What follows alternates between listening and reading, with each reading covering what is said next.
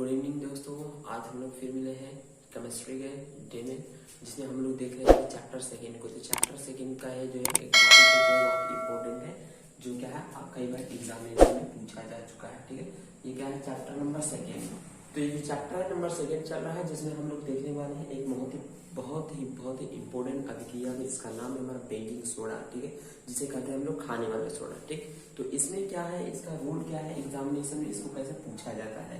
ठीक, तो इसमें जो है हमारा किस एक्सपेक्ट पे क्वेश्चंस पूछे जाते हैं, इसमें भी हम लोग डिस्कस करेंगे। चलिए हम लोग देखते हैं कि बेकिंग सोडा या खाने वाला सोडा। कभी कभी एग्जामिनर जो क्वेश्चन कर देता है कि खाने वाला सोडा क्या होता है, इसके उपयोग क्या क्या है, ठीक, इसका रासायनिक नेम क्या है, इसका अणु सूत्र क्या है, इस तरीके से भी हमसे क्या है क्वेश्चंस को पूछता है। तो वो ऑब्जेक्टिव पूछ ले या फिर अतिलघु उत्तर या फिर दीर्घ उत्तर में पूछ ले।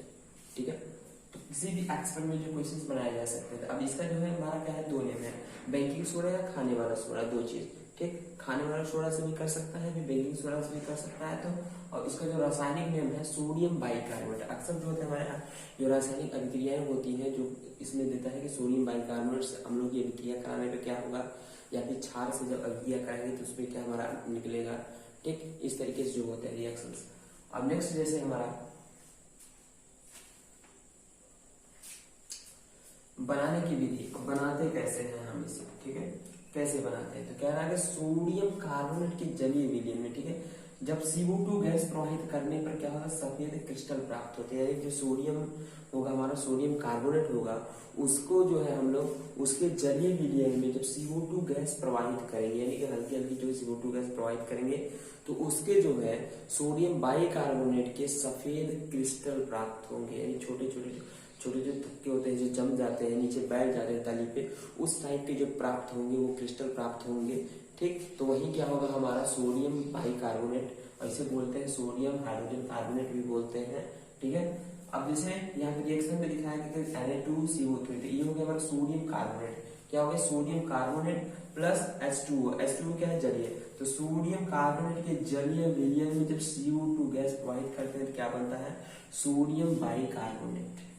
ठीक, अगर आप लोगों के सामने समीकरण है तो उससे भी डेफिनेशन बना सकते हैं, जो है हमारा इससे भी बन जाएगा।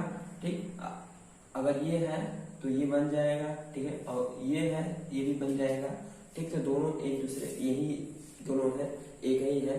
ठीक है, अब हमारा क्या है नेक्स्ट, इसके भौतिक गुण क्या। जब हमसे क्या होता है अति यानी कि लॉन्ग क्वेश्चंस हमसे पूछता है, तब क्या होता है सब कुछ दिखाना पड़ता है, रासायनिक भौतिक उपयोग भी दिखाना पड़ता है। ठीक है, तो इसका जो हमारा भौतिक गुण है क्या, हमारा NaHCO3 यानी कि सोडियम बाइकार्बोनेट क्या है, सफेद क्रिस्टलीय ठोस है। कैसा इसका है, सफेद क्रिस्टलीय ठोस है। जल में अल्प विलय है, यानी कि ये जो है अल्प विलय, पूरी तरीके से नहीं घुलेगा, ये जो आधा ही घुलेगा। ठीक है, और बाकी इसके जो कण है वो मौजूद रहेंगे। ठीक है, तो ये क्या है, अल्प विलय है। जलीय विलयन क्षारीय है, और उसका जो जलीय विलयन होगा वो कैसा हो जाएगा, क्षारीय हो जाएगा। ठीक है, अब आगे क्या है, रासायनिक गुण। रासायनिक गुण थोड़े से इंपॉर्टेंट बन जाते हैं, क्योंकि ये जो अभिक्रियाएं होती है नेम दे करके हमसे पूछ लेता है। ठीक, जैसे उष्मा का प्रभाव। ठीक, यानी कि कह दे हमसे है कि क्या होता है जब सोडियम बाइकार्बोनेट को गर्म किया जाता है।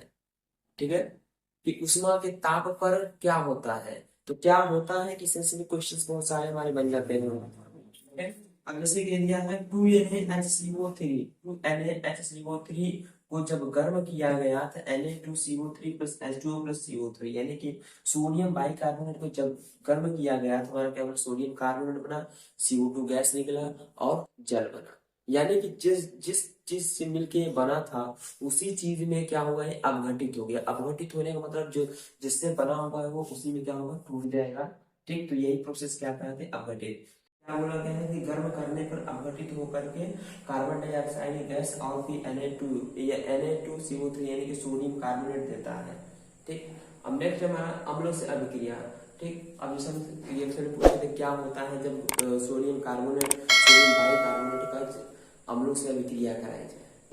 ठीक, तो इसमें जो होता है जब भी किसी भी अम्ल से सोडियम बाइकार्बोनेट की अभिक्रिया कराई जाएगी तो उसमें क्या होगा, संगत लवण बनेगा, CO2 गैस और जो हमारा निकलेगा। ठीक है, तो यहाँ पे यही चीज है कि सोडियम बाइकार्बोनेट को जब किसी अम्ल से अभिक्रिया कराया गया तो ये जो है HCl हमारा अम्ल है, क्या बना, NaCl बना। NaCl क्या हमारा लवण है, उसके बाद H2O जल भी निकलता है और उसमें से CO2 गैस निकला।